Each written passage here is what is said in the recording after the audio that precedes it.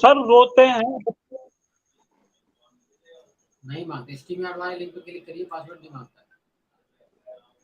बोलिए बोलिए, फिर हम दूसरे की भी बात सुनेंगे। करके मांगेगा जी जी सर।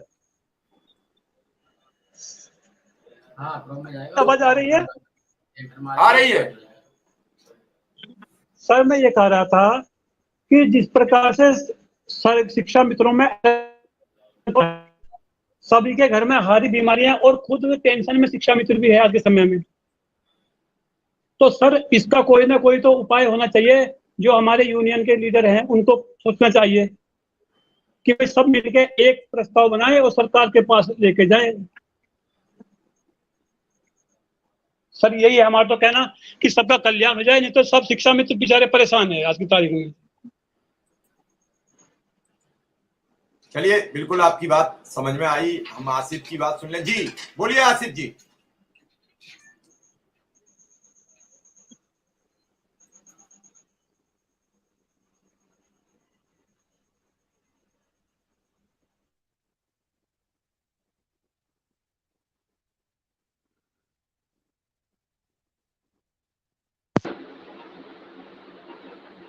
आपकी आवाज नहीं आ रही, दोबारा जुड़िए आप। जी सर, अब आई? जी आ रही है, अब आई? हाँ बोलिए। जी सर सभी को नमस्कार। और लखनऊ का सर जैसे पूछा है कि आपने लखनऊ में धरना था और लखनऊ में होता ही है, तो सर जो है लखनऊ के भी लोग उसी तरीके से मायूस हैं जिस तरीके से सभी जगह के मायूस हैं। कहना मेरा सर ये है कि जैसे उस दिन जब धरना खत्म हुआ तो कुछ चीजें थी, मैं मान सकता हूँ यूनियन की अपनी परेशानियां होती हैं, वो हैं, लेकिन जैसे उस दिन जिन अधिकारियों ने मेरे संगठन से या संगठनकर्ता के जो लोग काम कर रहे हैं और खास करके हमारे अध्यक्ष और जो भी लोग थे, तो उनसे जैसे कहा गया कि रात में आप धरना खत्म कर दीजिए और परेशानियां हैं, पानी बरसा है और सांप काट सकता है, तो वो समस्या के लिए कहा गया कि आप लोग जिम्मेदार होंगे।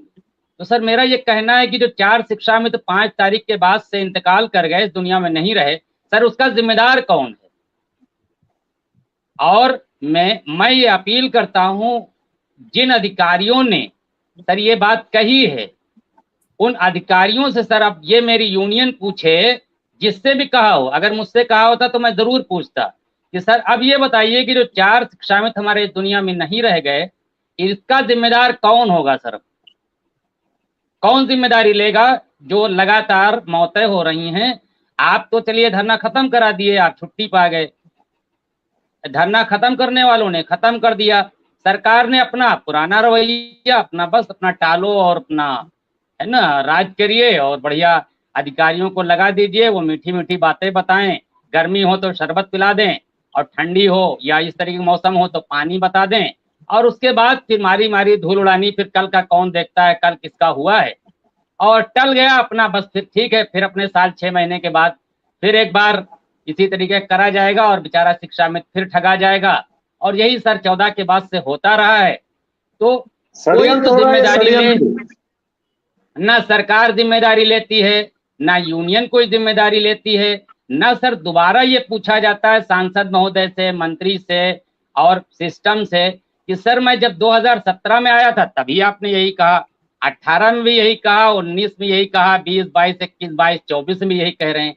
तो सरकार आपकी दोबारा बन गई, दोबारा टर्न तो आपने ले लिया, और बनाने वाली जो हुजूम आया था उस दिन, हम ही लोग तो वोट करते हैं, किसी न किसी को तो वोट सपोर्ट के सरकार बनती है लोकतंत्र में।